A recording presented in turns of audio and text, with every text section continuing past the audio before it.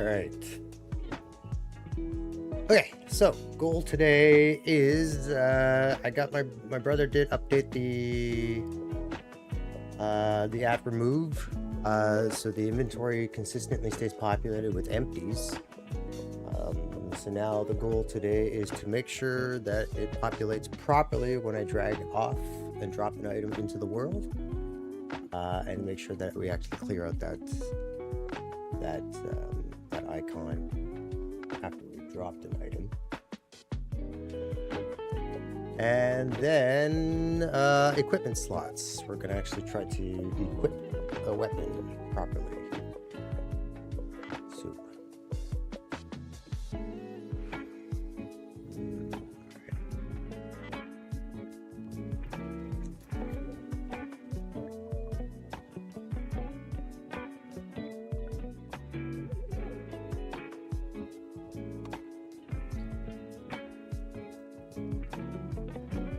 so I got the inventory is now populated properly. If we add a couple items here,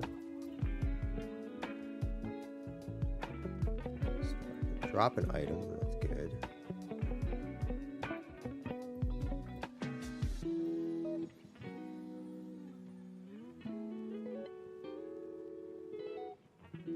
Okay, so there's an issue right there.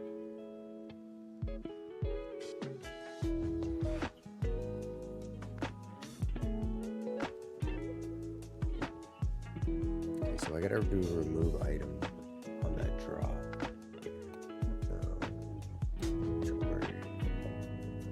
Drop items. Grab here.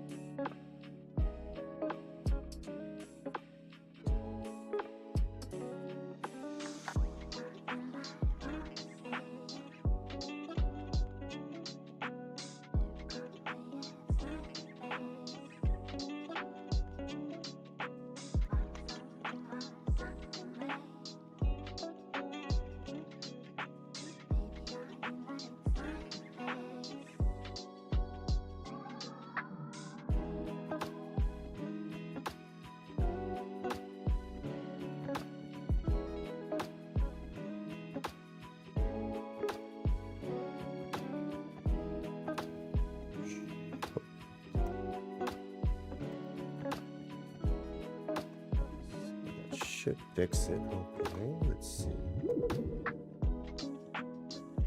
Empty. Pick those up.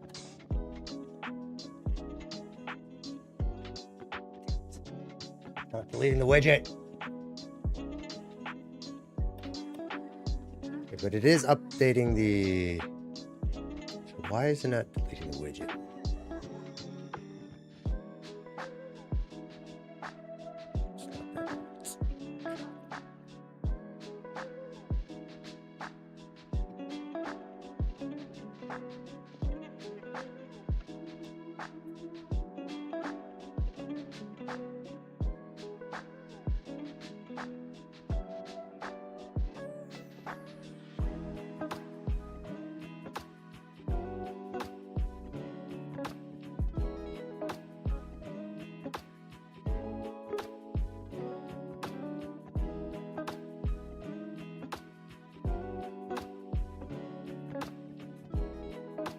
Ah, it's because of this.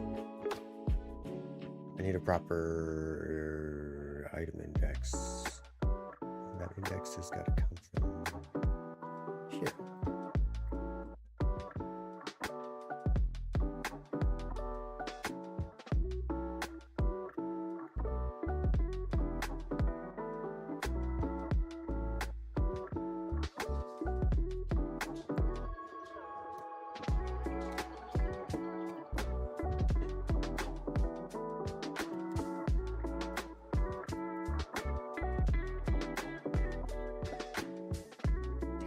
That's not working either.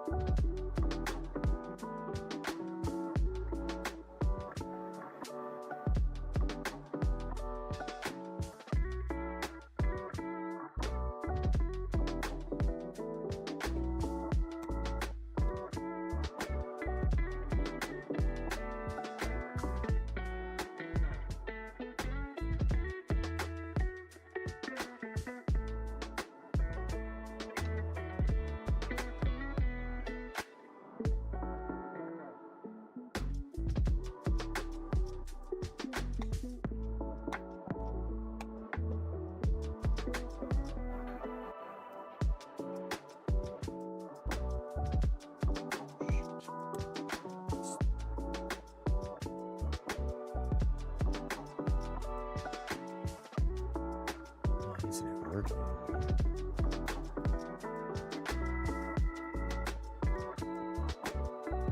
So that dropped clean. So I do lose the shield, and it properly does though. Why isn't this working?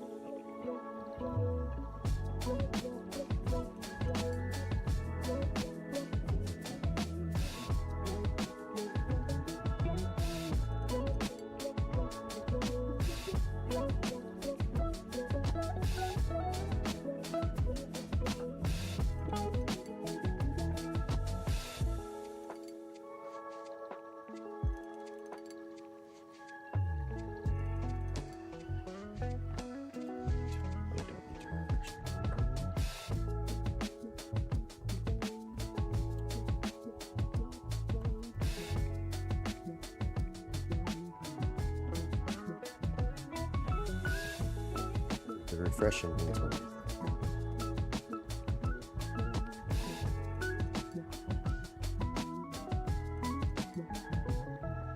I don't want to lose those squares though, so remove child.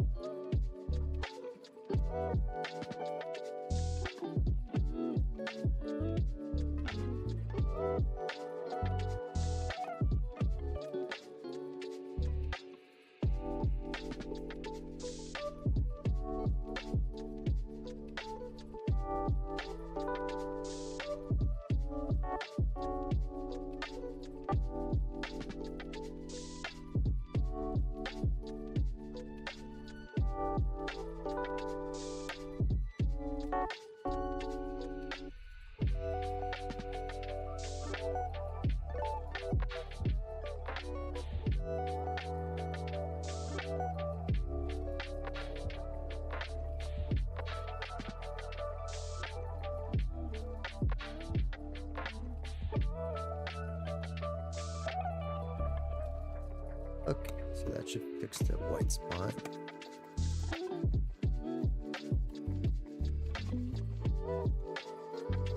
Go. Wow.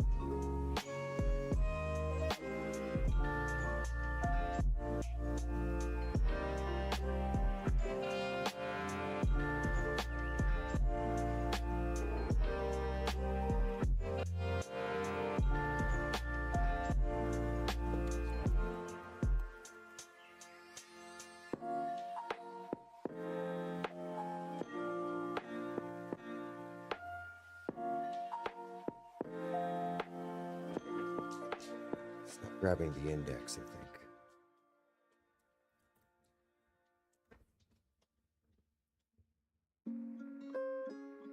So it works for...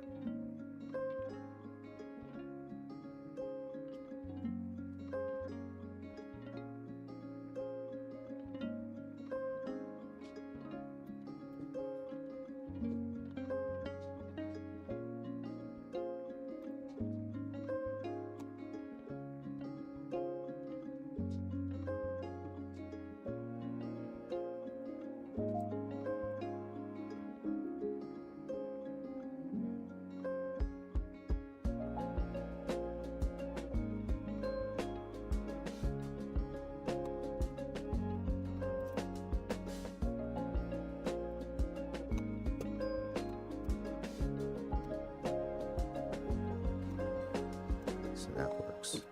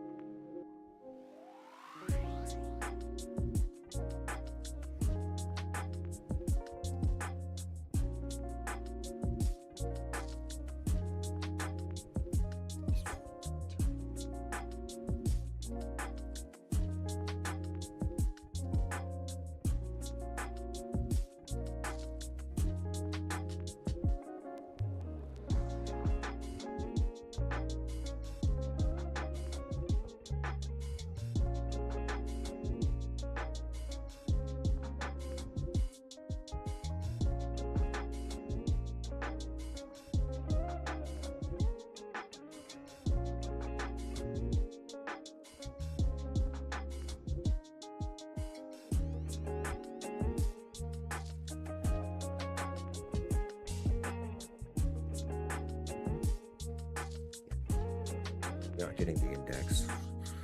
So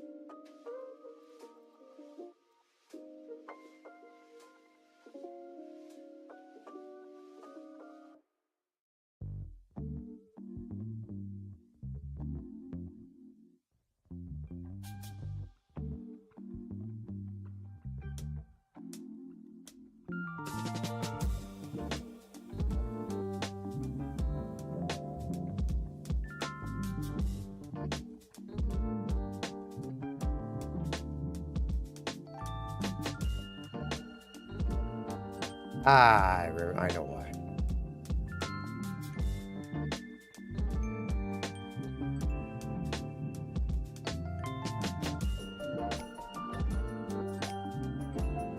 No, but it does that, Rich.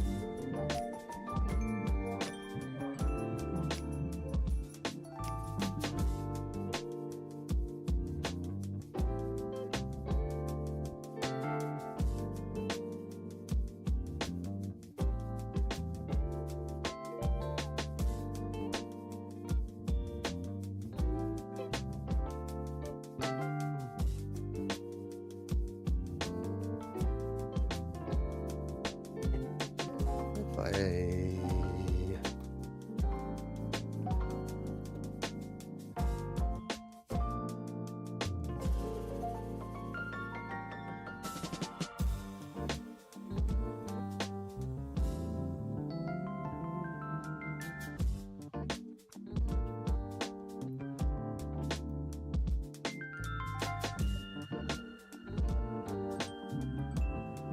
We don't need to do that.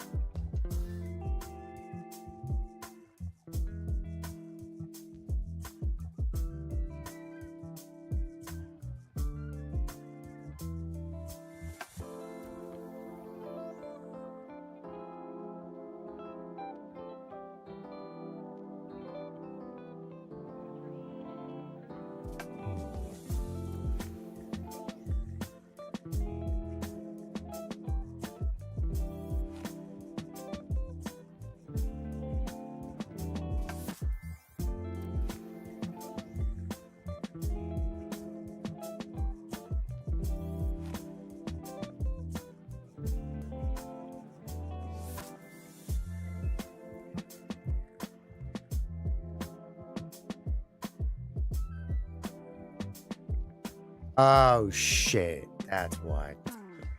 I'm an idiot.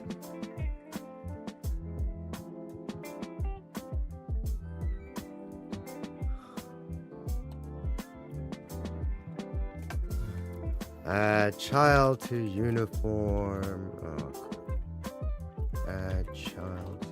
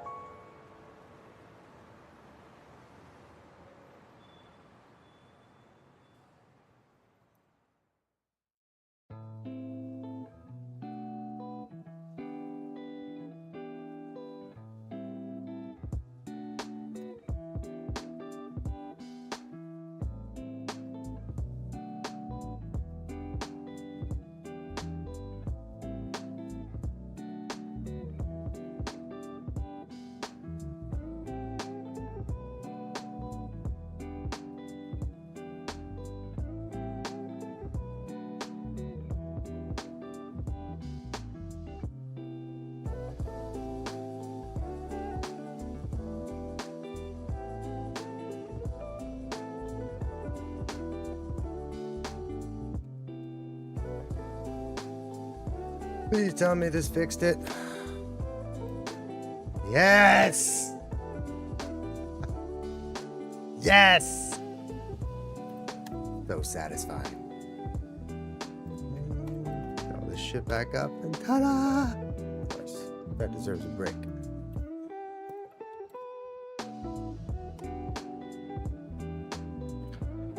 Okay, I'll be right back.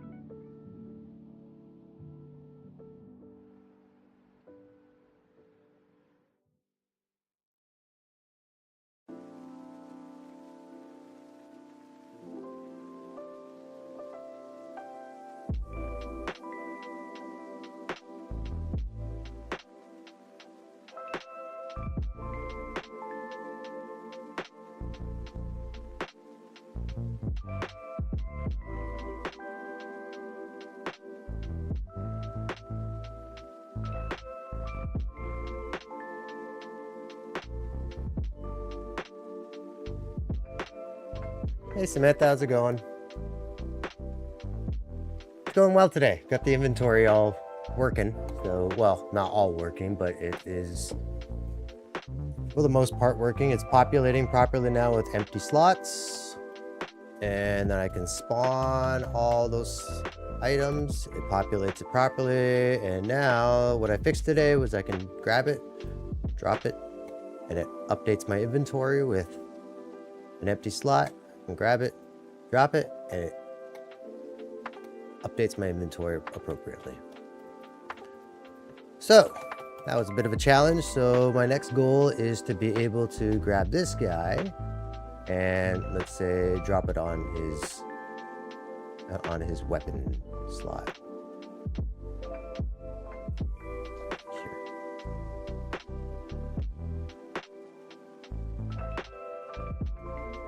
Thanks, Samantha. How are you doing today?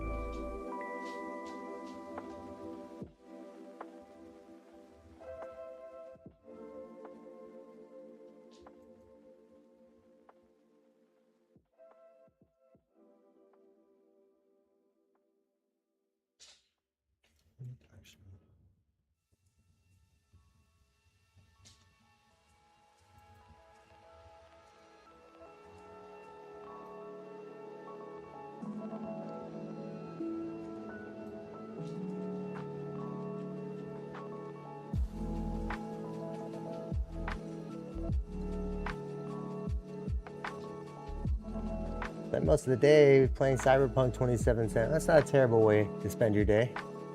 Made another character. Starting the whole game from scratch again?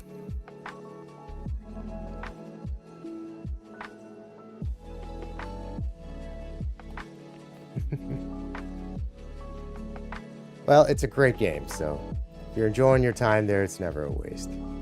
So it's time well spent if you're enjoying it.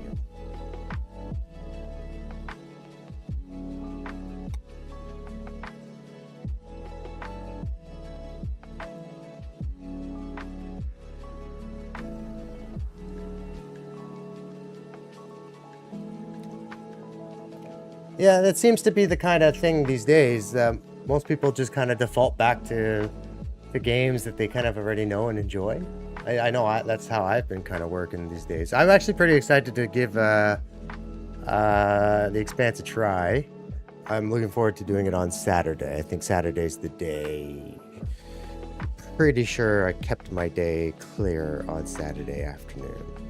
So hopefully I'll be jumping on a little bit earlier. This way I can put in a solid day on it. Yeah, if you could pop by. Otherwise, you know, the VODs and the recording on YouTube would be available if you can't make it for the live stream. But I hope you can.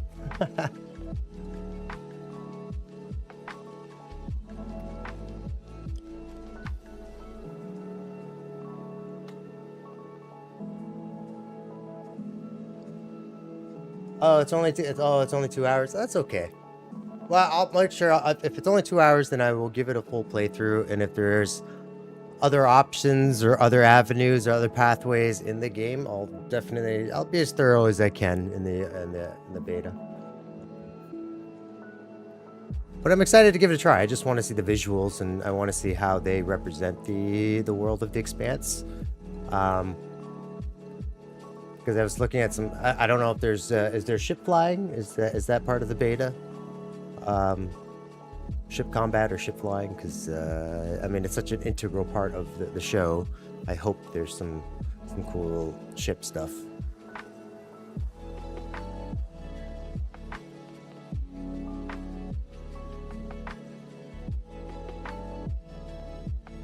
Top of which, it should give me a pretty good indication of what the game, hopefully the vertical slice they're providing in the beta is enough to whet your appetite so that you want some more, right? So hopefully, it looks cool. So I reserve my judgments for for when I actually play the game. And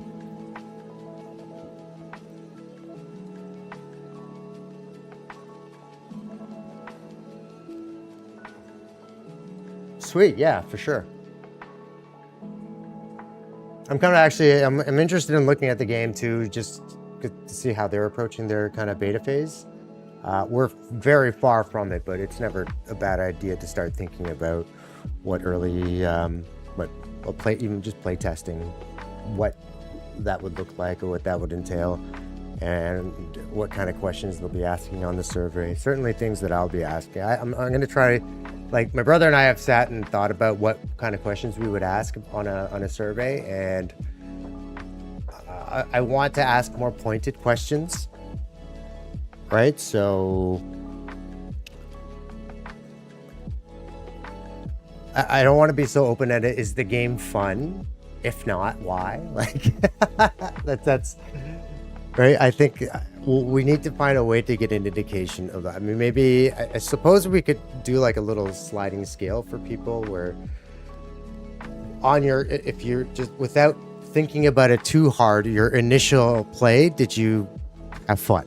Right? Maybe a question like that. I don't know.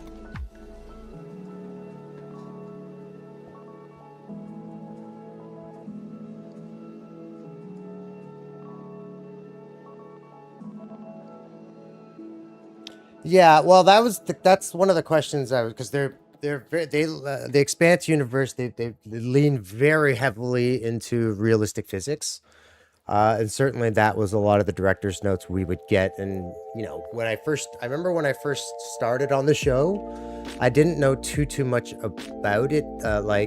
Sorry, no, that's not. I was already a fan of the show because it started at season 4, but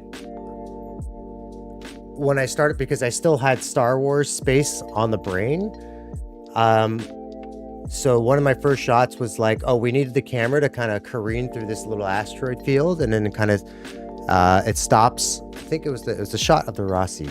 I don't know, but it careens. It's supposed to go through an asteroid field, but a realistic asteroid field, if you're standing in an asteroid field, the likeliness of you seeing the other asteroids in that same asteroid field are very low, right? It's when we see asteroid fields represented in like Star Wars, not so much Star Trek. I think Star Trek wants to stay real, so it wants to ground itself in real physics, but certainly Star Wars and space themed movies where you see an asteroid belt or the asteroid field or something like that, there's always big, huge clusters of asteroids all floating. But really, the realistic distance between each asteroid and the asteroid belt is you're looking anywhere between hundreds of thousands of kilometers. It's like the distance between, maybe not between planets. It's smaller than that, but the scale is not a visible scale. In other words, if you're standing on an asteroid in the asteroid belt, you would not see the other asteroids.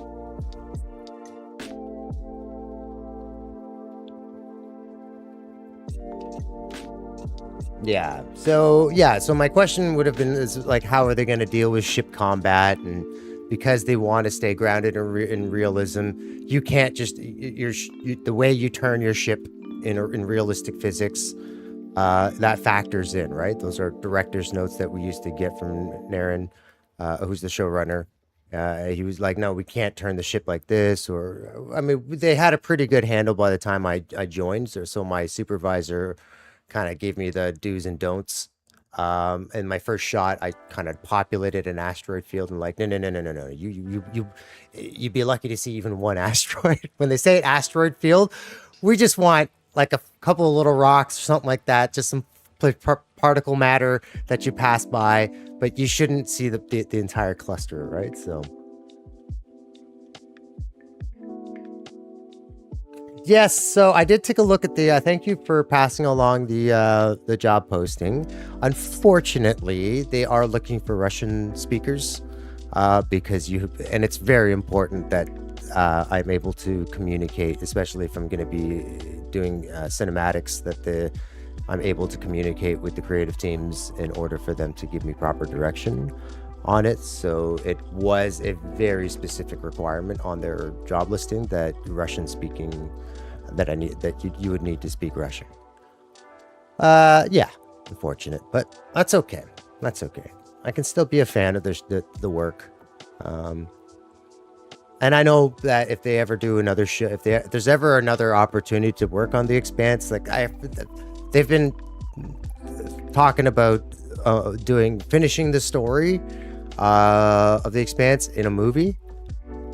And if they ever do that in the VFX studio, I'm certain if I just give them a ring, they'll be like, yeah, we'll definitely want you back. Because the showrunner, one of the, if you look at the very last shot in the demo reel I sent you, that ended up being one of Naren's, the showrunner's favorite flippin' burns for the show. So, you know, I did a lot of great sequences, and they really liked the work I did. So I don't think it would be too difficult for me to find my way back onto that production. But, you know, time to learn Russian. Yeah, I suppose. I had considered learning it a while back. It's just, you know, if I'm going to learn another language, it's probably going to be Chinese.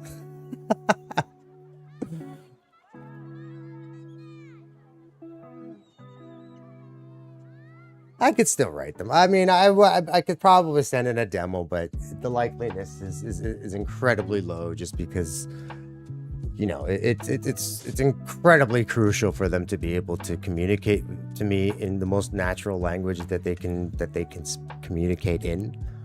Because trying to communicate nuance in a language that you're not fluent in becomes very difficult, right? So, nope, doesn't hurt to try.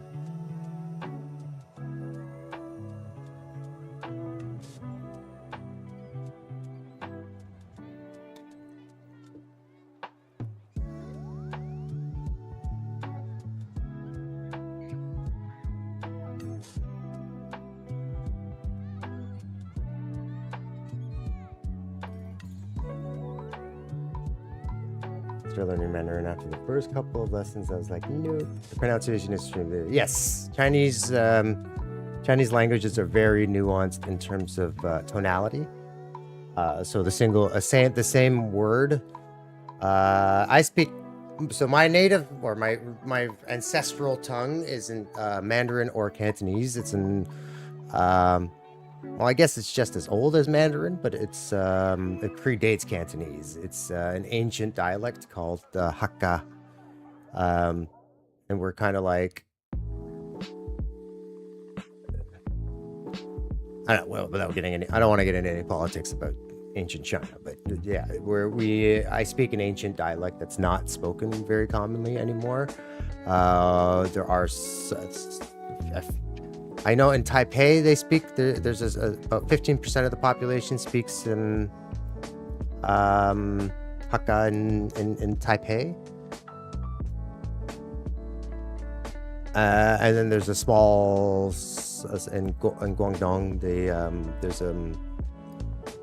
some areas within Guangdong that they speak Hakka as well, but it's not a very commonly spoken. It's mostly, I mean, mainland is all Mandarin, and then there's a handful of places in China that they speak Cantonese, right? So the primary language is Mandarin,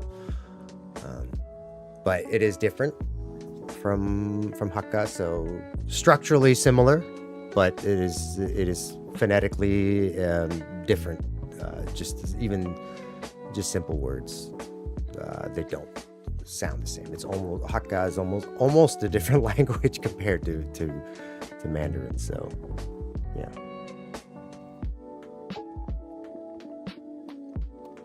So tonality is massive, right? Because the way you say something depending on the tone of your voice, can change the meaning of a word.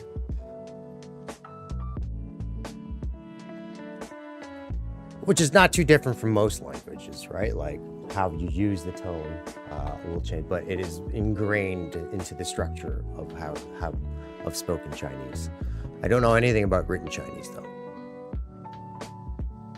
I think my mother considered sending me to Chinese school when I was young, and my older brother started, but I don't think it ever. We didn't really neither of us really took to it. So.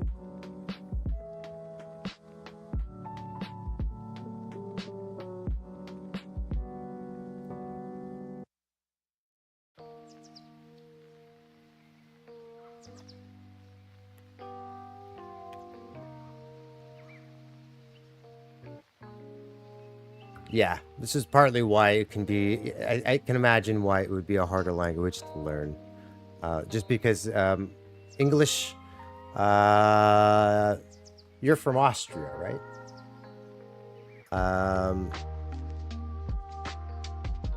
So I don't know how Austrians. I guess do you guys speak? Do you guys? Is it Austrian or is it German? Is there a difference between? Is there a dialect difference between Austrian, German, and German? Do you guys speak German? What's the primary language in Austria? I thought.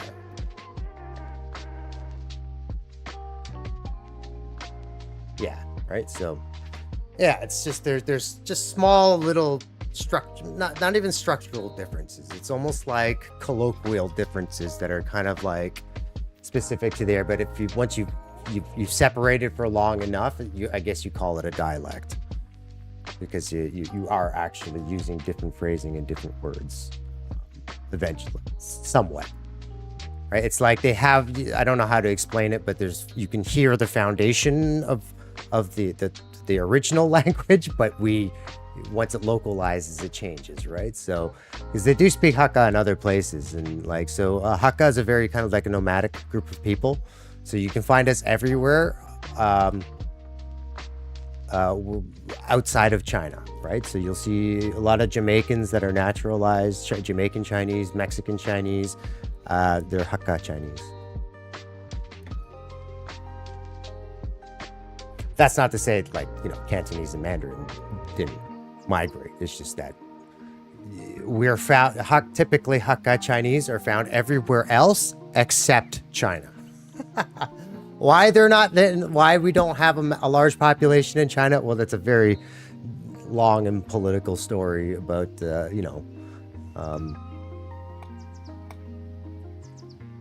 class warfare and civil wars and stuff like that. So, but needless to say, we are a group of Chinese who have been kind of naturalized everywhere else in the world except China. Or China proper, I should say. Is that correct? Is that political? I don't know. Let's get off this subject. Yeah.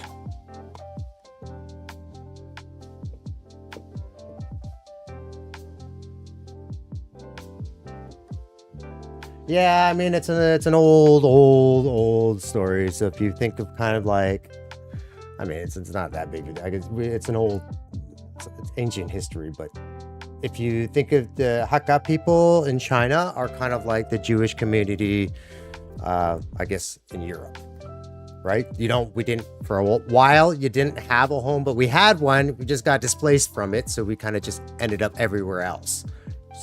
Similar to the Jewish culture, right? This is where you get the Russian Jewish, German Jews, Polish Jewish, American Jewish, and that's the same with us, with Hakka people. We were basically forced off our land. I can't remember when. I would imagine, I think it was around the 16th or 17th. It started around then, and then was finished by the time Mao came around. But yes, but that's part of the reason that my family doesn't come from originally. You have to go a few steps back before you get to China. So my family, my immediate ancestry is in India, actually, in Kolkata. It's pretty funny because both my parents can actually speak relatively fluent Hindi, as well as some Cantonese and some Mandarin, some Hakka, and both my parents are fluent in English. So my parents are both multilingual.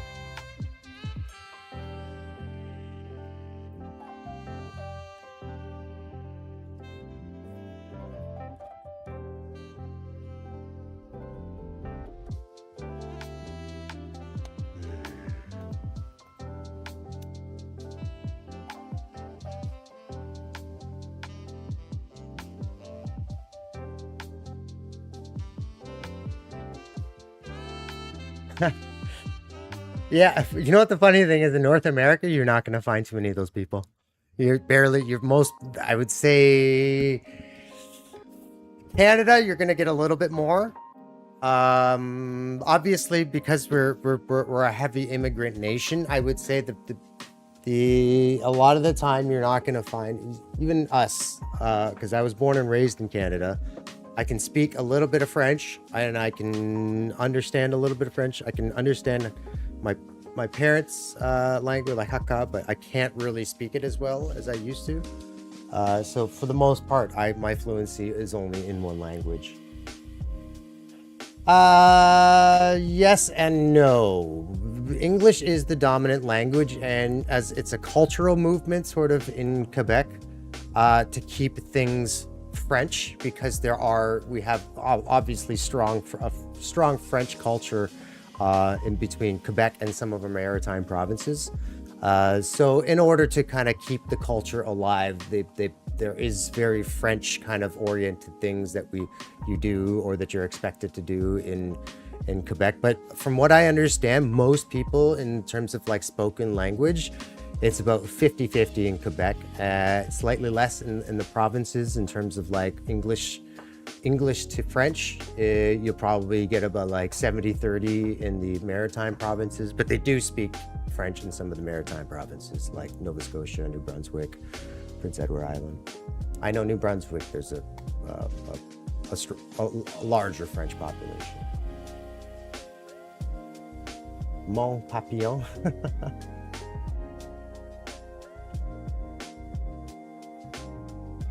But French is part of our education curriculum. It's you have to take it. It's weird because some of our districts are a little bit different. Because so when I was younger, I moved when I was about 10 years old. So in the district, the education district that I went into, they taught French starting from kindergarten. Whereas when I was coming from the place that I moved from, they didn't start teaching French until grade 4. So I don't know. So I was completely out of place when I first arrived at that school, because all of the kids in my class had already been learning French for 4 years, or 6 years really, if you're going to start from kindergarten. I don't know if they did in kindergarten, if it was from grade 1 and on. Yes, they all have, not fluent, but they all seem to have a much better grasp of the French language than I did, because I literally had just started. September, October, November, December. So I had only been learning for about 4 months, and then I got thrown into. So needless to say, I did not do very well in French, and that kind of, I think that experience kind of turned me off of languages for a while. It wasn't until my 20s that I started becoming curious about French and Spanish and other languages again. I even considered German, because I'm told that learning German is very much structurally, it's easier to learn German if you know English, but I don't know.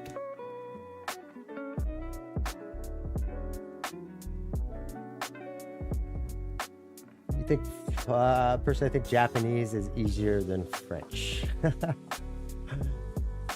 I mean, I guess some people have brains for, maybe it's one of those things that people have a brain for certain language.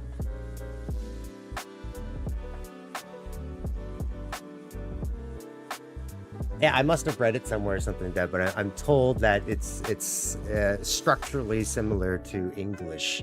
I don't know if maybe they were speaking specifically about the written form, not spoken German. because the way, like, for example, when you write French and English grammatically is very different, right? So it's I don't know. I don't know enough to have any real opinion about it. All I know is I thought about it, and then it just never happened.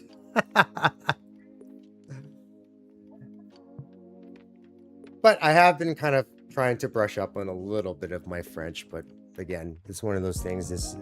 I'm trying to fill my time with so many hobbies that some are gonna end up slipping through the cracks. So.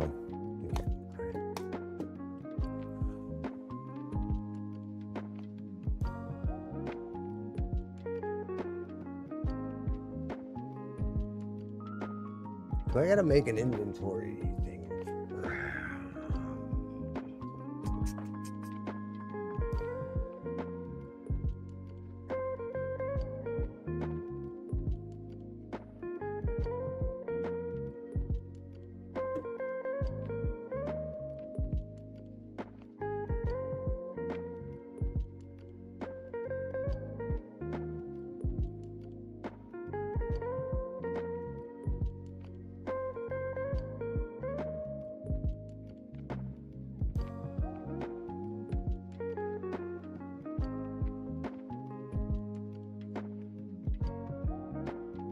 I think I heard somebody talking the other day about I don't know, maybe I saw it on like a YouTube short or something like that, but the way that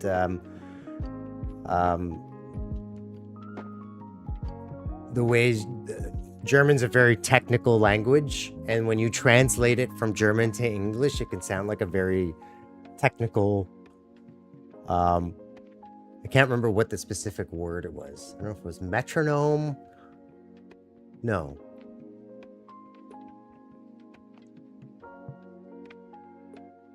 I don't know. Maybe it was just that one word. Who knows?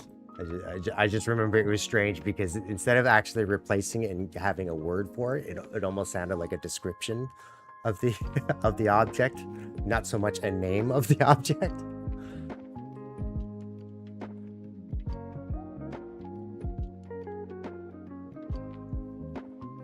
I can't remember specifically what it was. I think it was like a metronome or something like that. I don't know.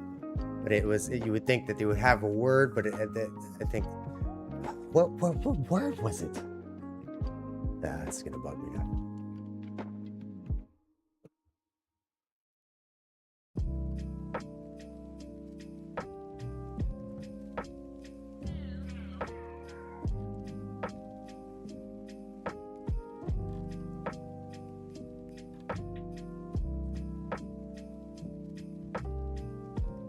Yes, but yes, and on top of which, there's also, from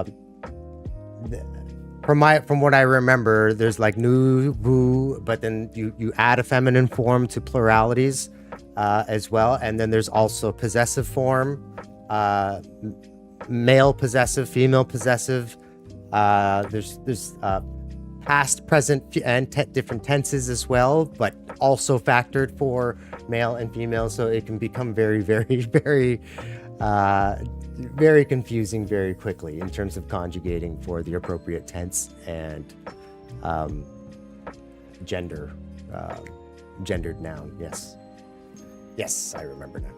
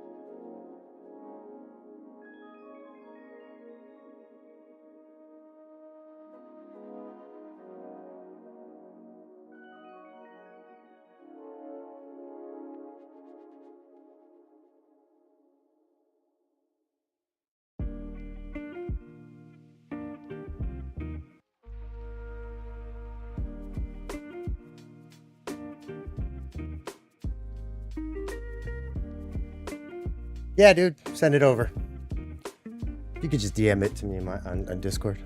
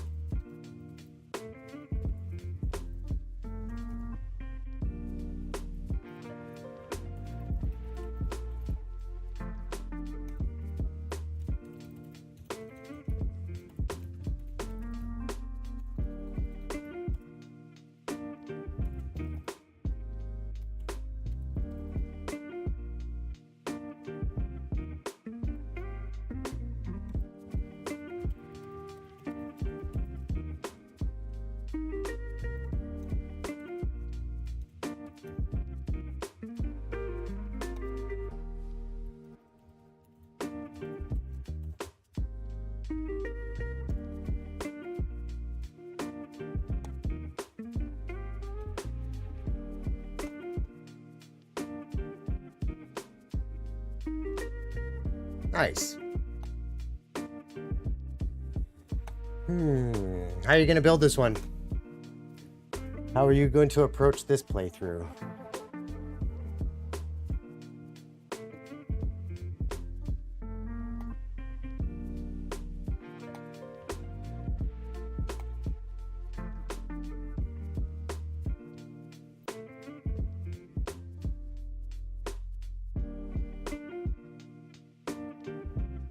Cheating? I suppose if you've already finished the game once, you're not losing out on anything. If you want to take some shortcuts on your 800th hour of playing the game.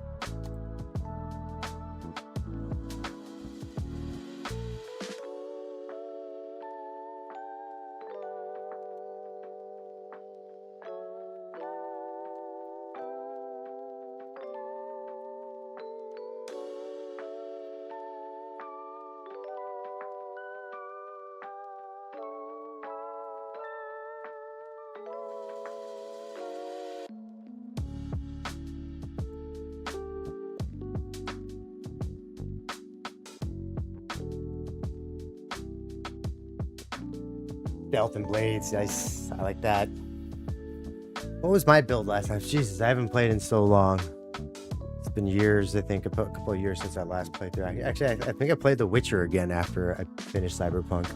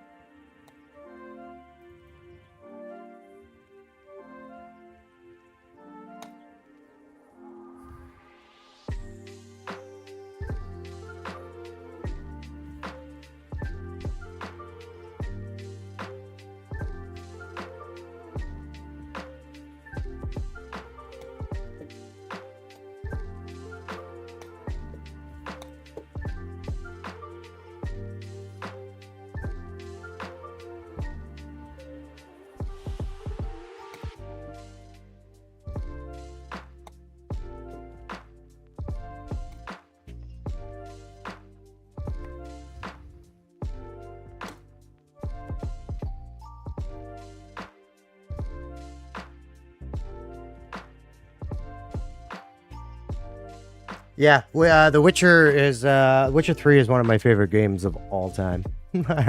I mean, I wouldn't originally think so, but just purely on the number of times I've played the thing, it's just I finished it. I finished once on my Xbox, and then I finished another 2 times on my PC. And then I started playing it again on my Steam Deck. So for me, it's a pretty good game. I don't know. I liked it. Although I gotta be honest, it's not the game that I finished most. I think the game that I finished most throughout my gaming history is Mega Man 2. I have finished that game more times than I can count.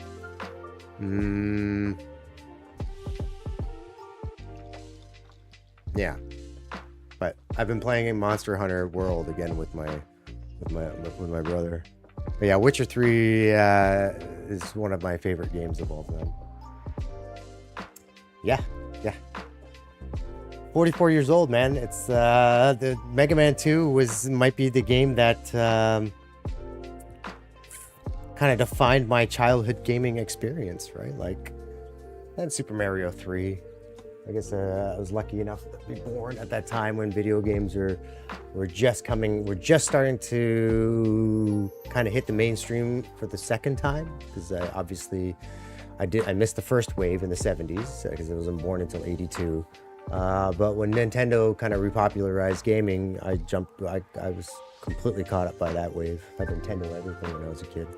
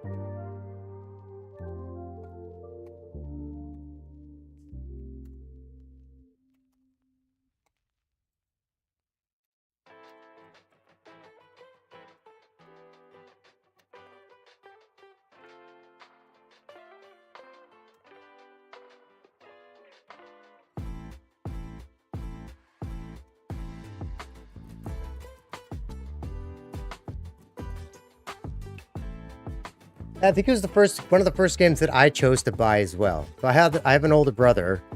He's 4 years older than me, and he very much did older brother things that your typical older brother would do. Like you get your Christmas money and then you got to pool your money together to buy a video game. And he always convinced me to buy the games that he wanted to buy. Turned out he didn't go into a career with video games or anything like that at all. But same thing when it came to comic books. So a lot of my interests were sparked because I had an older brother who kind of turned me on to these things. So video games, comic books, those were all things my older brother originally started, and then he abandoned by the time he got into high school. So he was not really a video game kind of person or a cartoon or comic book kind of person as he got older, but because he introduced me to it when I was young, he was 4 years older. So when he's getting into this stuff, I'm at an incredibly impressionable age. So drawing came out of comic books and stuff like that. So it just comes naturally when you're the younger brother. You follow the older brother around, and then you start picking up the things that they do. And it turns out he went off and did we still share a lot of interests, like music, for example. He worked in music for a while. I didn't work in music, but I play music, and I guess I kind of worked. I taught guitar for a little bit. But he ended up being a DJ. But yeah, I think when you're young, you become really impressionable. I remember Mega Man 2 was the first game that I decided to buy. I was like, no, we got to get this game. And I think because it was a relatively popular title at the time. But I mean, we always had fun. It wasn't like my brother was getting games that I wouldn't play, but like RBI Baseball wouldn't be my first choice of games to purchase when I was a kid. But I was a pretty easy sell when he was like, hey, let's go get Bubble Bobble or something like that. Yeah, I was like, okay. And then of course we'd always get gifts that turned out to be really great games from that era. So the first game that me and my younger brother were trying to make was, again, similar to my older brother and me. I a lot of the time I feel like my younger brother, I'm just kind of bringing him along, and he's happy to do it because I'm his older brother, and he's not going to put up too much of a fight. But I mean, he's been doing fantastic work. He's a far better programmer than I am. But I kind of did the same thing to my younger brother that my older brother did to me. And I was like, hey, well, let's make a game. I got an idea. We're going to remake this old game that me and Derek used to play. And he was like, cool, well, I'll do that. So we started it, and then it turned out we just wasn't really the game that we wanted to make. And we eventually kind of talked a bit more, and then we kind of realized it's better just to go for something that we want to do, even though it's significantly more complex. I'm banking on the fact that my younger brother is a veteran programmer, and he can navigate his way through Unreal a lot quicker and a lot easier than I can, and that is his focus, right? So I wanted to put something that is going to be interesting and challenging on his plate as well as my plate. So that's how we decided to just kind of go for the game that we wanted to make.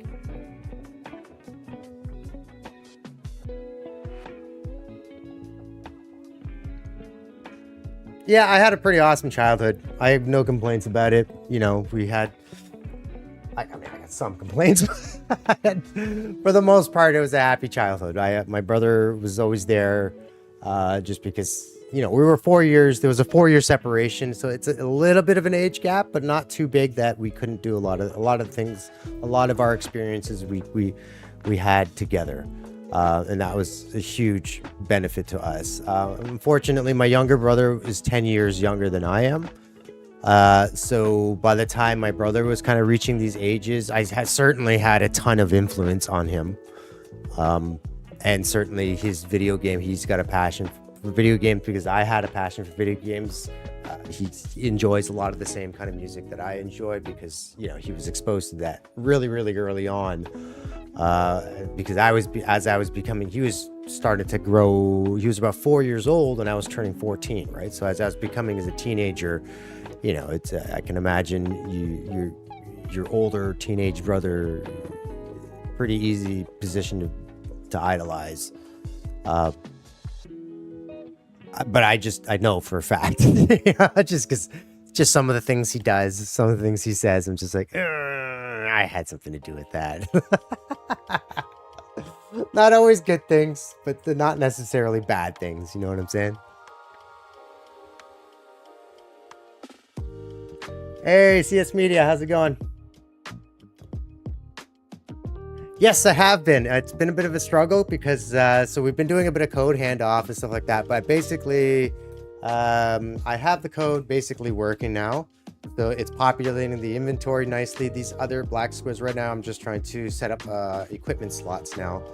But I have the entire inventory basically populating properly and actually updating dynamically when I drag and drop things now. So yeah. All right, so from here, I need to do the equipment slots, and that's basic functionality. What we want to do is obviously some quality of life stuff. So stack splitting, and then I'm gonna this black strip here. I think I'm gonna move this to the bottom, just because I think it's kind of ugly. Like I was thinking of just putting some icons here to sort, just for sorting. But I think I want to track all of that either on top here or up here. I think at the bottom here. So I want to track like the weight of all the items. I'm going to create a sort button and whatever other miscellaneous data that would be useful to the player. I think I'm going to try to stack it at the bottom here. But everything is working, so there we're picking it up again and it populates nicely. So now I'm just expanding the functionality. So the next thing I want to do is be able to swap items in the inventory. And then right now, so the first thing we need to do is just making sure I can equip all the stuff. This way my brother can then start equipping items to do damage, to work out the damage table. Ringo, you can't sit here, buddy. I'm gonna run over your paw.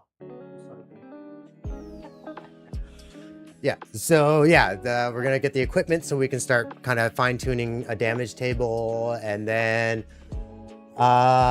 swapping items, and then stack splitting, and then I'll be out of inventory at that point. I'm hoping because I've got a better grasp on everything now.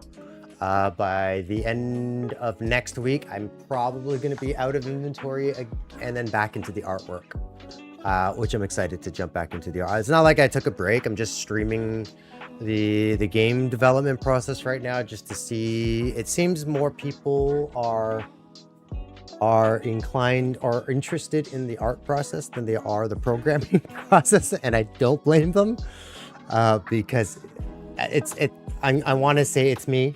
I get that programming can be a little bit more boring to watch, especially when you're just connecting nodes and blueprints. But I want to say it's me just because I'm not very proficient on it. So I'm just sitting here like what appears to be me just staring at the screen, or off to the left of the screen here, while I'm kind of working with the with Gemini to try to figure out how to code certain things, right? So whereas when I work in art, everything moves much more smoothly. I certainly get more done in a stream, but it's hard for me to divide my focus between programming because I'm still learning it and kind of paying attention to the stream. So yeah, so I think I'm gonna not slowly, I think I'm just gonna keep my For Chisels channel as an art kind of oriented and less programming. I will do a little bit every now and then, especially when I'm implementing all that stuff in. If it's just like bringing in animation and stuff like that, and it doesn't require a lot of coding, I think that would be interesting to see for people who are animators and are looking to start working with Unreal. Samantha, I want to see you animate sometime. I want to learn from a master. I don't know about a master, but I don't know. I think I enjoy the process, and I think people who are able to kind of pop in and kind of look at the process. Yeah, I think animation is one of the more boring processes of them, but I do get that there are enthusiasts and that there's like a little niche group of people that would really like to see somebody kind of sit and animate something from scratch. So whereas I'm not as familiar with people and programmers, if they like to sit down and watch somebody program, I don't know. But art, at least there's something right there, right, that is showing. Whereas I could spend an entire afternoon, I could spend 2 or 3 days programming something, but you never see the result. You know, I had this poor kid comes into my stream every now and then. You guys have probably seen him, Keelix. He's like, "What's your brother doing? He's lazy. He's not doing anything." And that's kind of the nature of programming, right? So you could spend a lot of time doing something, and it's all back end stuff, right? So like all of the code my brother did for this, you won't actually see, right? Like all the inventory stuff, but the inventory works because he coded all that stuff. So.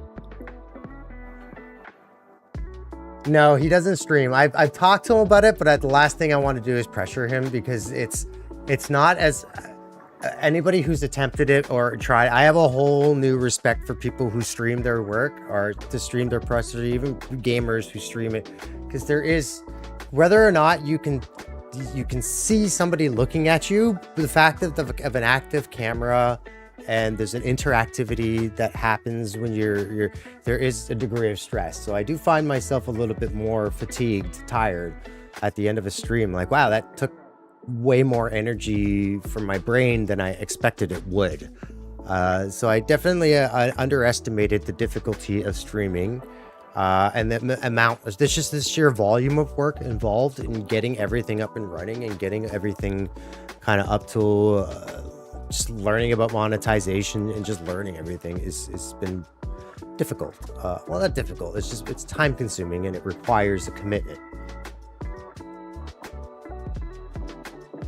Yeah, right. Because I'm a bit of a rambler, so when I start talking, I just let it roll, and that can get me in trouble sometimes. Because sometimes I'll have thoughts at that moment, and they're not great thoughts, and not all thoughts should be put out into the world.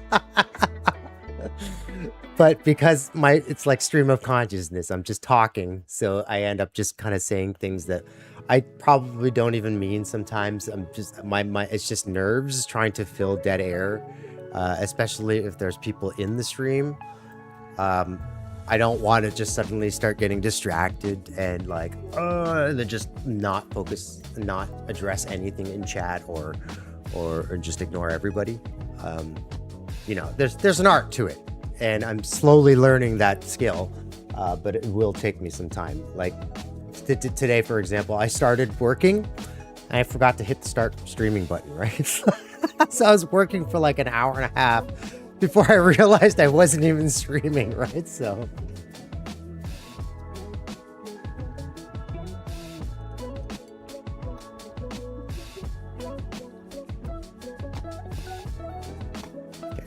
So now when I drag over these things, I should get a little print screen that says hello equipment, right? Let's see. No. Oh, there it is. Oh no, it was a drop. When I do a drop on it. Okay, it worked.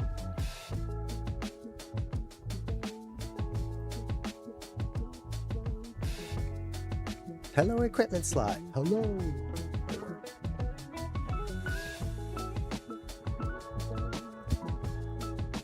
Yeah, right. Also, I've wanted to start creating more videos again for the YouTube channel. I'm struggling to find ideas, and I certainly don't want to do things that other people have already done. So I thought about doing like a transitioning from Maya to Blender kind of video would be interesting. Certainly, I would have found it beneficial to me. I mean, there's a couple of them out there, but I found some of them just aren't as... They could use a little bit more nuance and be a little bit more comprehensive, kind of like specifically from Maya to Blender kind of transition. But then there are other people that were like, hey, you should do like an introduction to Blender kind of, if you're just looking to kind of start kind of warming up, maybe an introduction to Blender video. But there's so many of those, you know, I don't know what I would have to offer in that space that 50 other people haven't already done.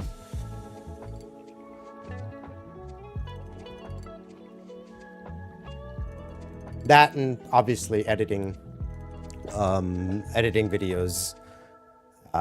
So I did not last September. Was it last September? No, maybe it was the previous. I don't know. Last year. Yeah, it was last year. I started posting videos. Like I edited videos and. Yeah. I think I'm gonna try to put some stuff up on YouTube. I just don't. I just need to figure out what it is. Like I love to design characters, so one of the videos I had was designing Pochi, which was the character from the original game that we were making. That's on my YouTube channel now, and you know, I get it. I'm not gonna get thousands upon thousands of hits on that video because it's a no-named character. So I started kind of working. So I did sculpt a couple of other characters, and I recorded the entire process. But then it's just a matter of editing everything down and then writing the narration, and that's where editing the video, because most of it is just time lapse. I just get the video and run it back at 1500x. What takes me the longest is recording the narration, the voiceover for the video, because I just have never been very confident about the way my voice sounds. I think everybody feels that way when they hear their voice played back to them. So I just became super critical of the way I was speaking and making sure I was doing clean reads and stuff like that. I mean, I guess because I come from a filmmaking background, that, you know, I'm not going to just let things slide. If I think I can do it better, then I should at least attempt to do it better, right? Whether or not that actually nets me a better result, it's but attempting it, because my initial instinct when I heard it was like, oh, I don't like the way I read that line. I should re-record that line. But that ended up taking me like 2.5 days, right? Probably close to 10 hours, 10 to 15 hours in total of editing and splicing and cutting and chopping and all that other jazz. And it, yeah, became the hardest part of making the video was just thinking of dialogue and trying to think of dialogue for every time I sculpt something or rig something. That I don't know how much variety I can add there, right? So I could just be overthinking. I don't know. Yeah, funny thing was that's what everybody said when they heard the video, when they watched the video. They're like, dude, the thing that stood out the most was the narration, which is the thing that I expected I was going to get the most criticism for. But that's, again, I think that's just being self-conscious because I don't like the sound of my own voice. Or at least I don't recognize that. I don't know if it's I don't recognize. It's when I hear my voice recorded back, and it's like, that's what I sound like. I don't like, it sounds like I'm like gasping to get words out.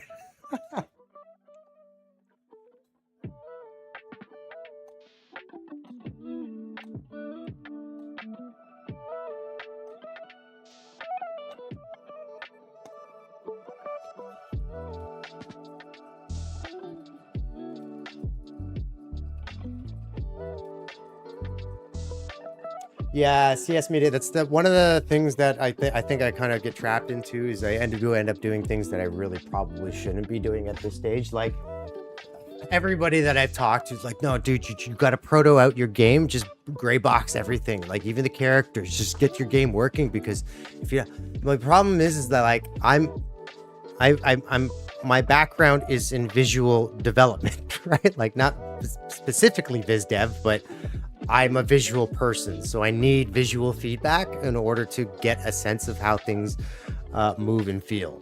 So while I get, I'm not taking the animation to the degree that I would on a feature production or something like that yet. So all the animation that you guys saw, so if you guys look at the Discord, I posted some animations, all the character animations so far. All of those I would consider relatively rough right now.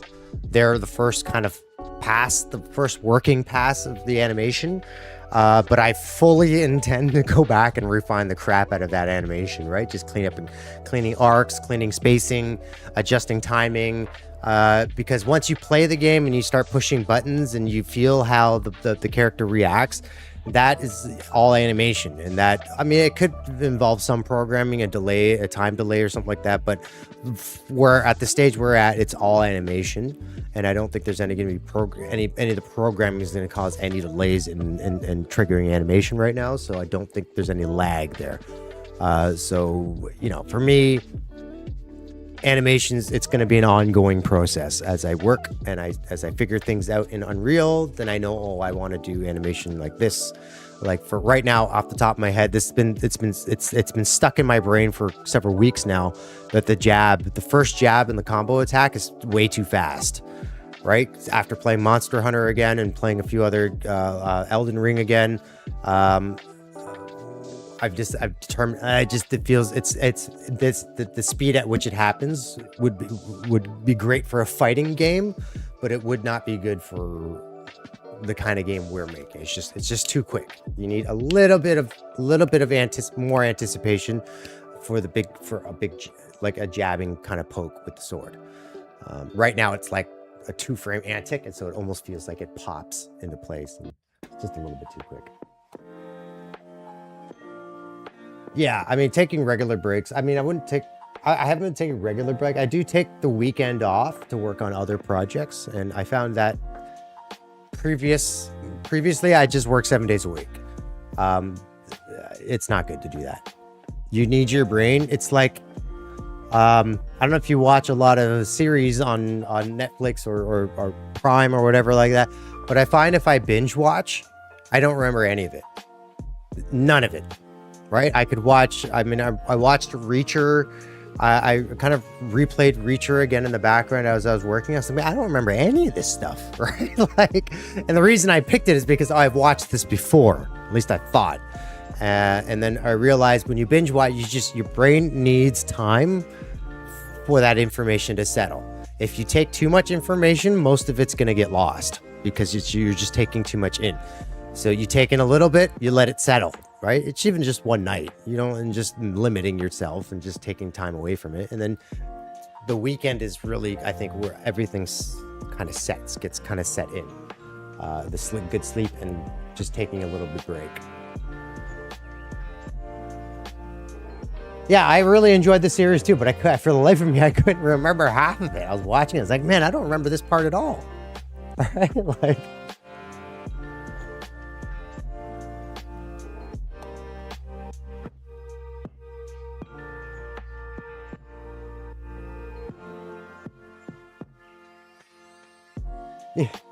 right. Yeah. So yes, that's another discussion I had with my brother on the weekend. Was like, should we be mucking about with inventory right now? But I think it is a natural, logical step. And so the reason we were able to say is because, well, this is a core system that not necessarily this game will need. Right. It's a core system that can be transplanted anywhere. So that's big for us, is that even if we don't make the game that we're quote unquote aiming to make right now, we know we're going to need an inventory system, because we know the game we're the ballpark is we're going to land somewhere in an RPG world. Just because we're fans of RPGs. That's a common overlap, right? So, an inventory system is quite natural for pretty much every kind of game we want to make. So that it was like, okay, let's go and try to work out that system, because this will also benefit us in terms of like building out the game. So like equipping weapons and armor in order to do the damage table, to check the damage table and see the results of the damage table are accurate and are sloping correctly. Because again, we don't want to go through and hard data into each weapon. We want it to be read in on a data table that can be then adjusted on a curve, right? So on a bell curve, right? So we're gonna start, and as you grow, get stronger, you get stronger and stronger. As you get closer towards the peak, it'll plateau off, right? So that the increments in strength won't be as large as they are somewhere in between the game and on your kind of growth arc. In the early game, it's going to start a little bit slower and then kind of ramp up, right?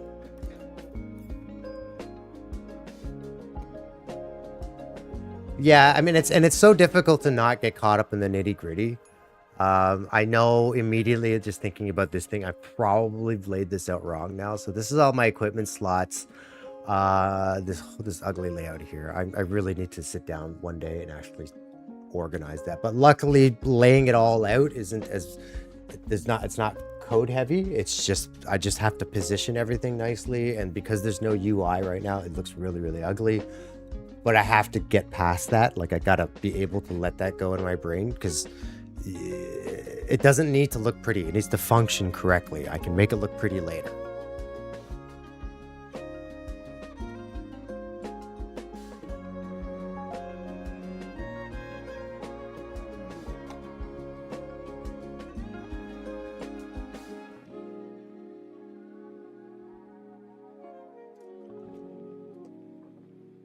Yeah, I really should be switching. I really should be focusing on more assets, but I do a little bit during the daytime, like in the morning leading up to lunch, and then I'll take a break, go to the gym, do all my stuff, take the dog out for a walk, and try to get everything else done for the day so I can just kind of sit down and just chill till about 8 p.m. right now. It's about 7, it's almost 7. I'm probably going to be on for another 20-30 minutes, and then I'm going to call it a day. But yeah, I think I'm gonna go back to more of the artistic kind of side of the stream versus the game dev side. That doesn't mean I'm gonna abandon everything in Unreal, because I actually want to incorporate Unreal into the art, because I still need to learn rendering, lighting and rendering and stuff like that, and the material pipeline inside Unreal. Just for my own edification, and because I want to take my experience from Unreal into my professional work as well too. So yeah, I gotta learn how to render and make things look awesome in Unreal. Luckily, because Unreal, there's a lot of pre-built tools inside there. It's not too difficult from my just a kind of like a cursory glance of the process. So yeah.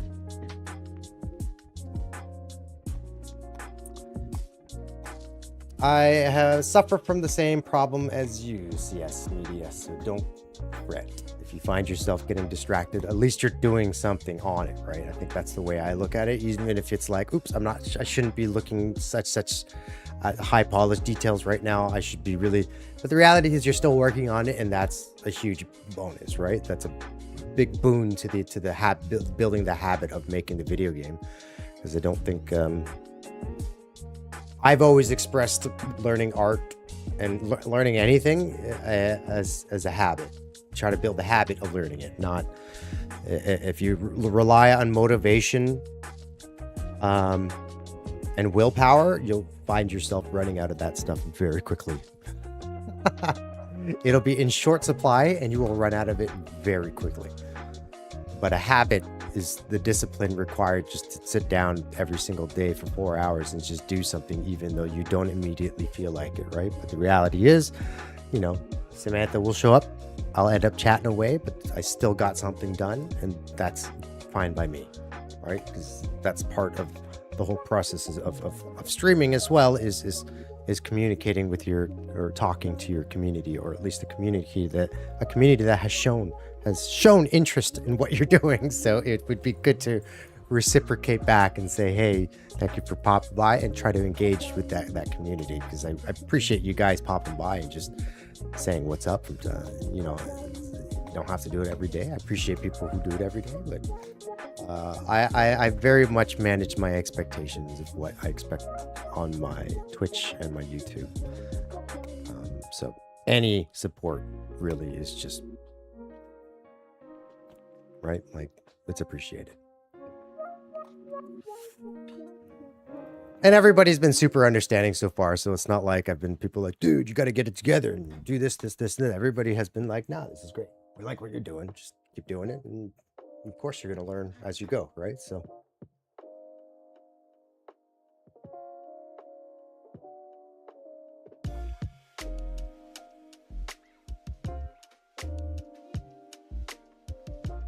Yeah, we did that. We did that a couple of times. So what we ended up doing, because I don't know, I asked Gemini, probably not the best thing to do, but we have been refactoring everything in our game for multiplayer. Just because we had a conversation a couple weeks ago, and just like every single game that Jared, my brother and I have been playing, it's multiplayer. It's not like we hook up on Discord and just talk our way as we play a single player game.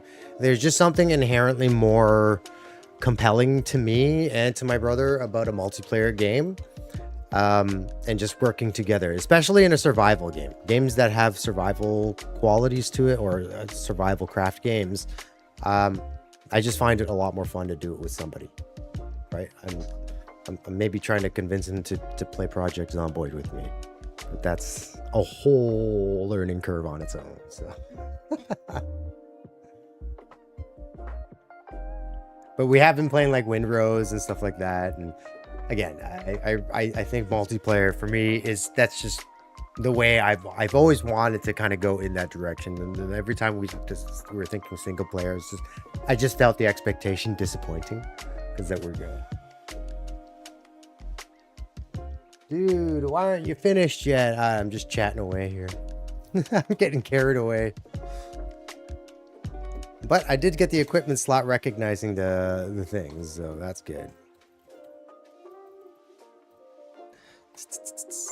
Yeah, so it is detecting equipment slots now, so I just need that to do something. So what am I gonna do?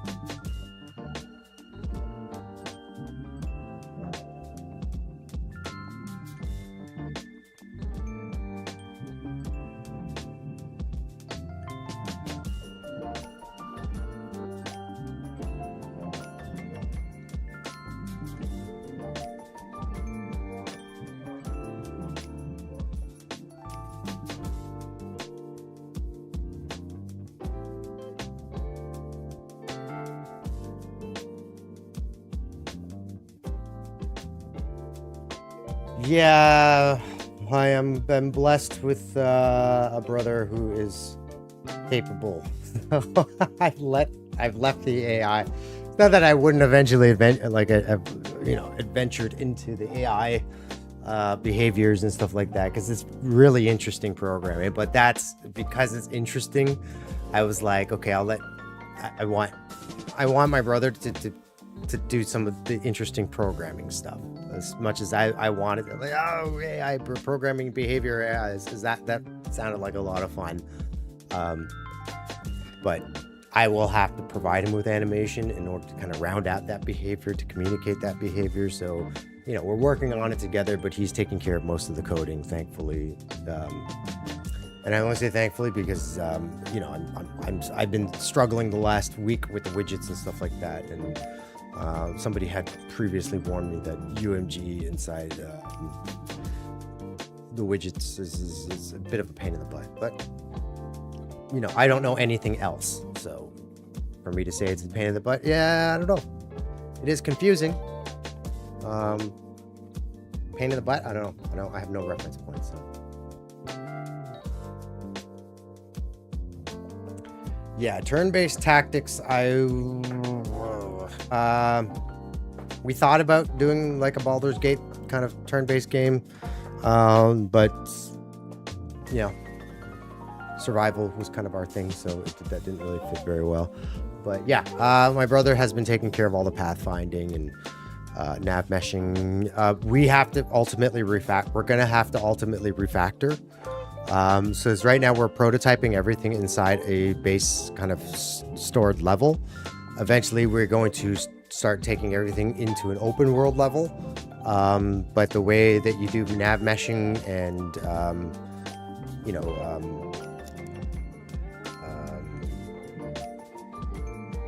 just navigation is different in an open world, right? So there's probably solutions to stream in portions of the nav mesh and other stuff, but there's also a way in Unreal for your AI components to be able to sample the world around itself in a bubble, in a detection sphere or something like that, and then feed that data back up to the whatever decision making tree you have, and be able to use that sample to navigate and to find objects inside the environment and hide behind things. So yeah, that's the stuff my brother, it's really cool stuff, and it's very advanced thinking and logic programming, and so that was more suitable for my brother, because I think if I had tried to foray into that my own, it would be weeks before you guys would ever see any sort of results starting to actually propagate into the game. Whereas at least the inventory, once I can get it to work, at least, you know, there's a one-to-one in terms of like, oh, you can drag an item and you should see that item fall out, like pop out of that character and be it removed. There's an expectation. Whereas when you're with my brother programming the AI, there's not an immediate expectation that you're going to immediately see, right? You might be just storing items in an array, and that sometimes requires some work, and then what to do with that, all that information, and how to interpret all that information, like how to create damage things. So we're actually borrowing a page from Monster Hunter, in the sense that we're going to use the weapon and the amount of time it takes to swing the weapon as part of the way we calculate damage. So the longer it takes to complete the strike, from wind up to strike, the bigger the damage number is going to be. We're just it's basically taking the frame count and doing some math off of the frame count to derive a damage number, and then feeding that damage number into our hit registration, and then filtering that through the enemy or the player's defenses and resistance, and then kicking out another result. But we also want more complicated things like being able to inflict bleed or poison ailments. We want to have damage over time effects and stuff like that. So yeah. Oh, and stamina, and each things is so yeah. Thankfully, I'm not doing too much of that programming. We'll go back to art, hopefully in a week or two.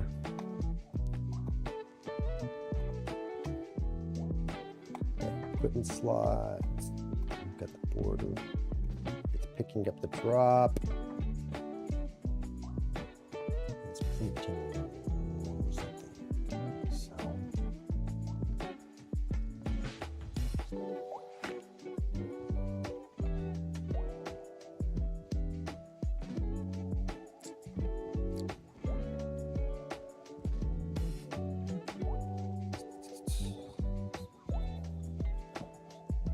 So I need to update the player state.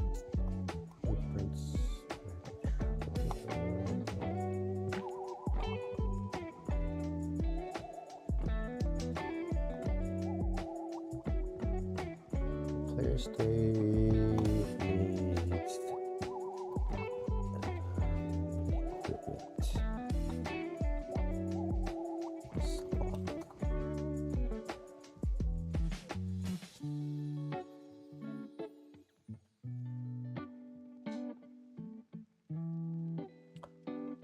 structured array? No.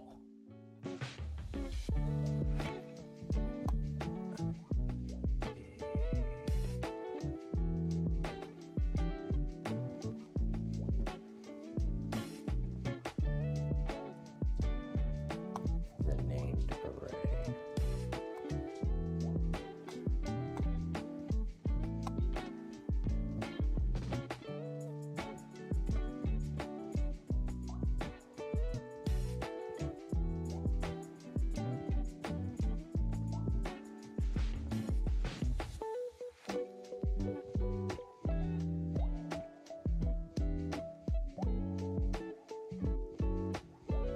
Yeah, refactoring for multiplayer was a bit of a pain in the butt. Thankfully, Unreal makes it actually relatively easy. There's just a whole replication obviously it can get very complicated networking. But in terms of like baseline, getting up to player, I don't even know if it works yet.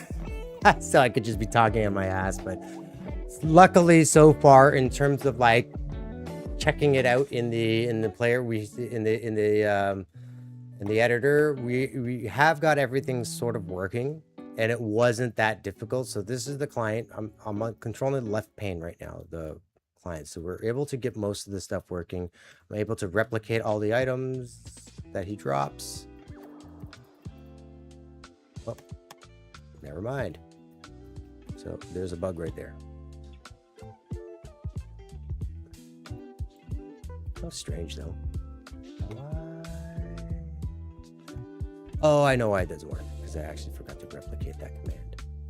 That one works. Yeah.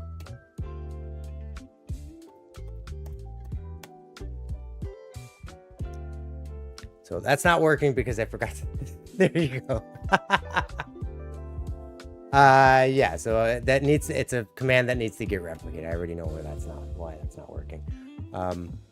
But the you know, the player movement, that's kind of built into Unreal. So all the player movement, jumping and whatnot, that's all kind of built into Unreal. So it doesn't need much more code to communicate.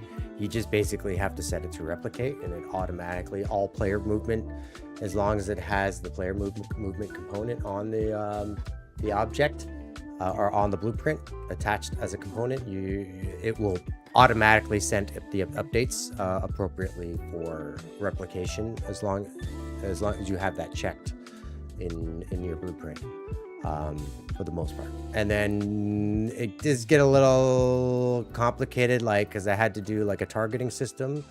The targeting system works, but you do have to pipe that in through the server, and you do have to let the server know what target has been selected so that it can update the animation appropriately, because the animation is updating based on the target. So now, knowing that, the server then needs to know what the target is in order to make sure the animation plays accurately.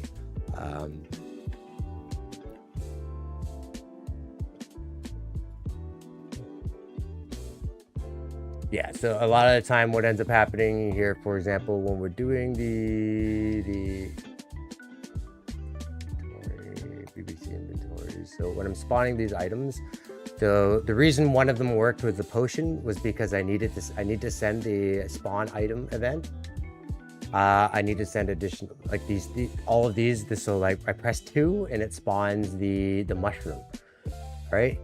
Well, the problem is like,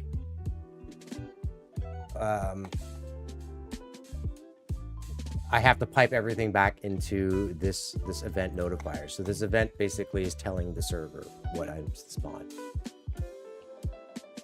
And the reason it's not picking it up is because it's not registering it. So the other items that I'm spawning aren't registering from the client side. That's why they're not picking up, because I haven't spawned it using this.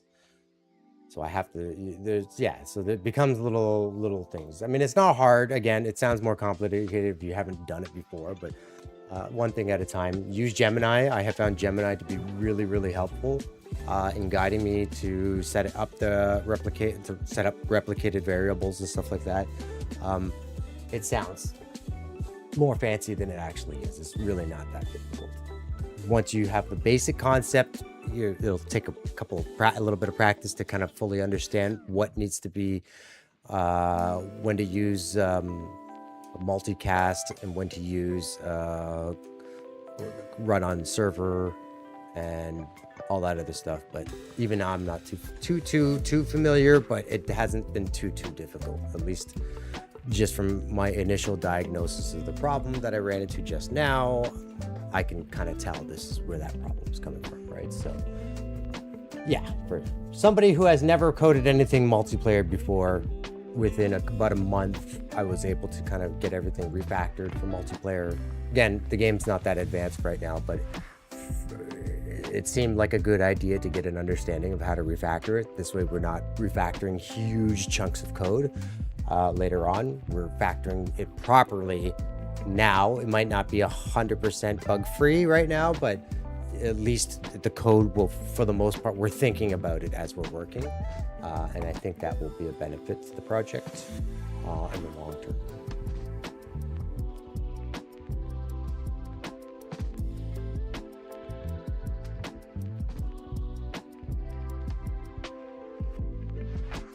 Yeah, because I think if I grab this guy, the client or the server, and I spawn all the items, you can see it all on the client side. Right? And if I drop these things,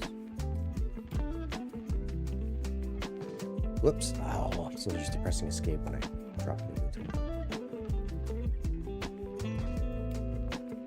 And let's see, I want to drop these items and then walk away. So that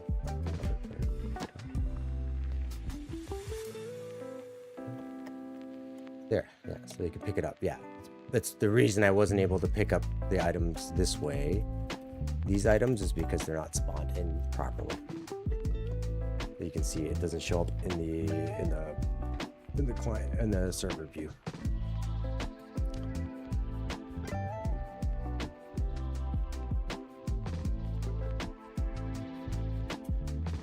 Okay, so I have the equipment slots there.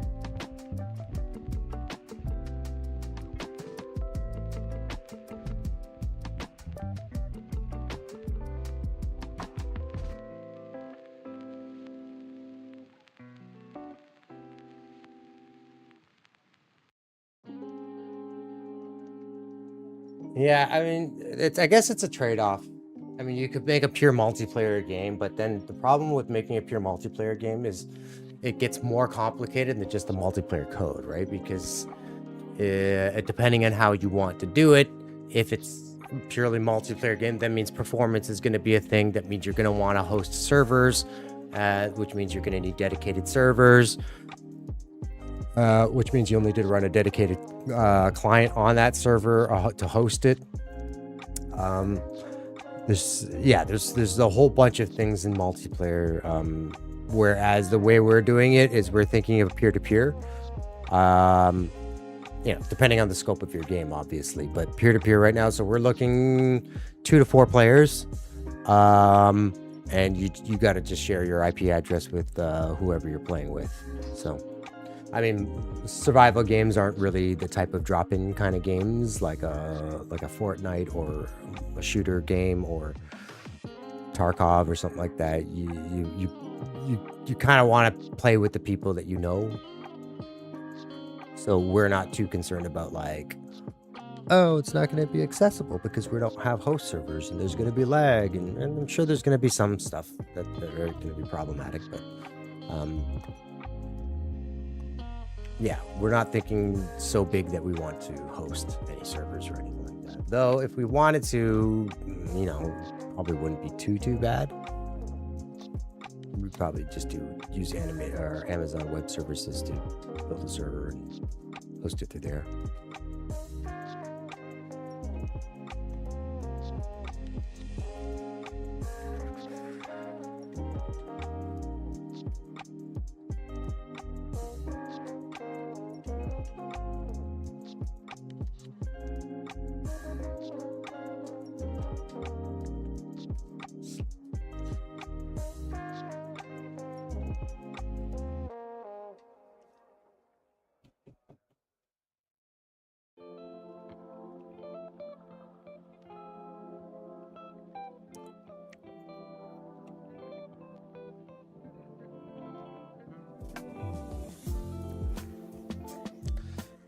We'll take a short break. I'll be back.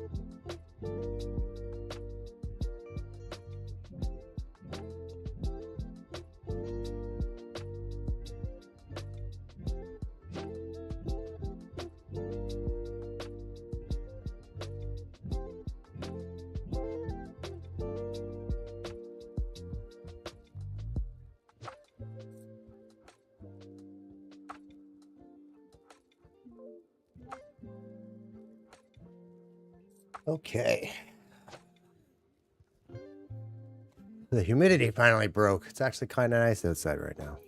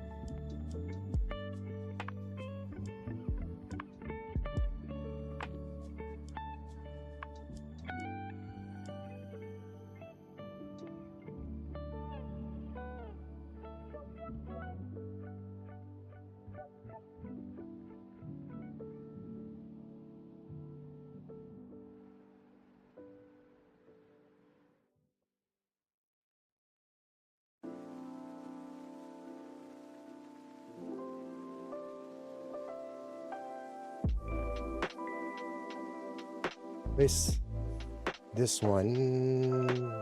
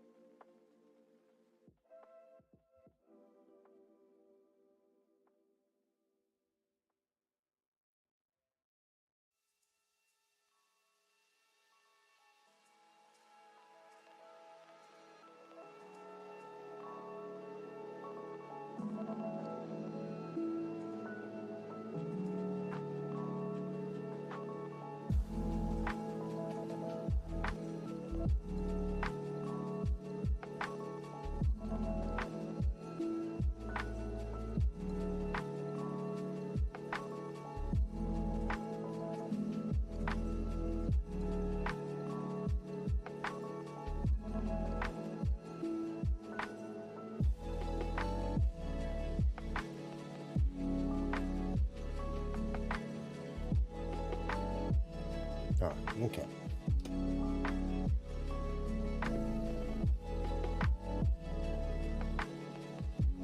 So I don't actually. No, I do need these though. 'Cause I need to do a read-in of the custom widget.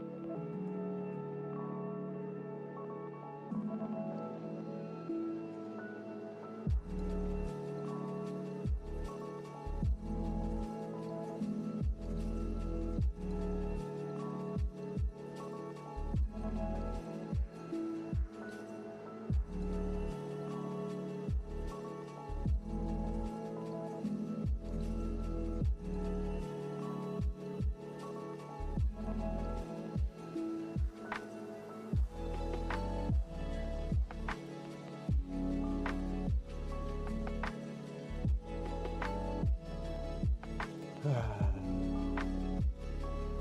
gonna take a little bit of thinking.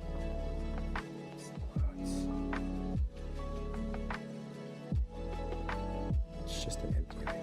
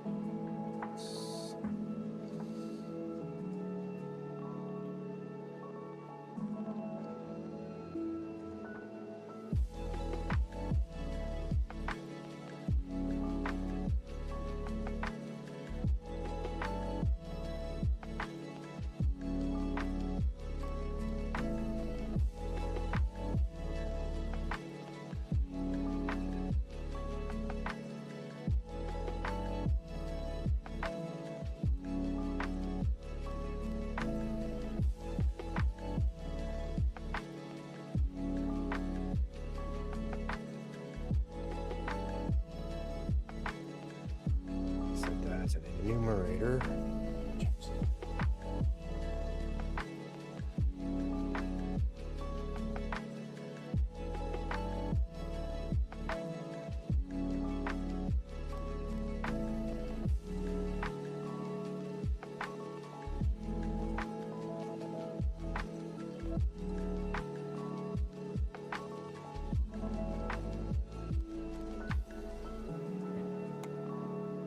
I want to do it to equipment slot.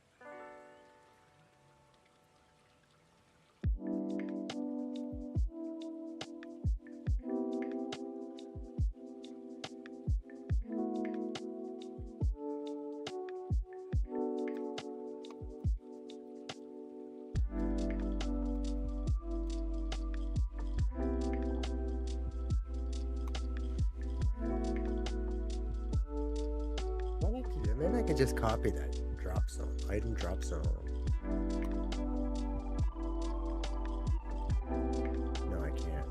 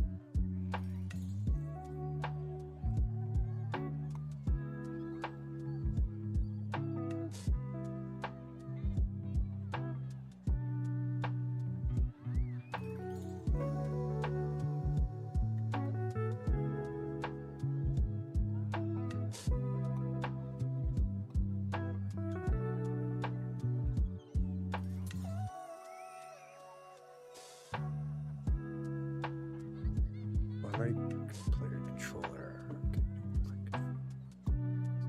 Player state.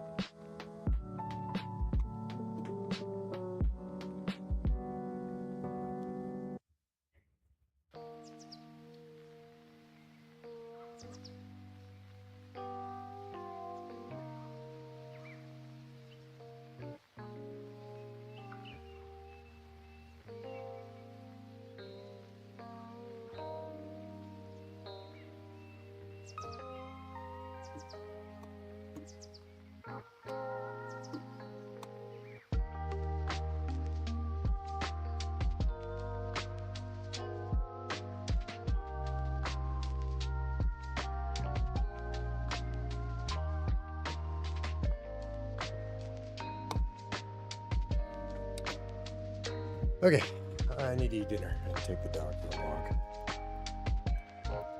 Alright, well, I got the basics working, got the inventory populating properly. I just need to do the inventory, so I will get to the equipment slots probably tonight off stream. So hopefully by tomorrow I'll be able to equip armor and stuff like that. And Samantha, you're still there. Are you guys still having a heat wave? Finally cooling off here, and they're playing the game across the street. So Portugal versus Croatia. No, you don't have to. Again, I appreciate even if you're just idling in channel. It always helps the viewership. So, oh, that's great. It's moved over to North America. We're in our little heat bubble now, so we're getting our awesome 40-degree weather. Well, I'm glad you guys are starting to cool off now. I feel bad for these poor soccer players playing in 35-degree weather right now across the street from me. So. I mean, the humidity lifted, but it's still hot out, so. We're Canadians. We'll be fine. We have AC. Maybe a little too comfortable. Samantha, have a wonderful evening. Thanks for stopping by today. I appreciate your support. I will be again tomorrow, hopefully a little bit earlier tomorrow. Yep. Have a great evening.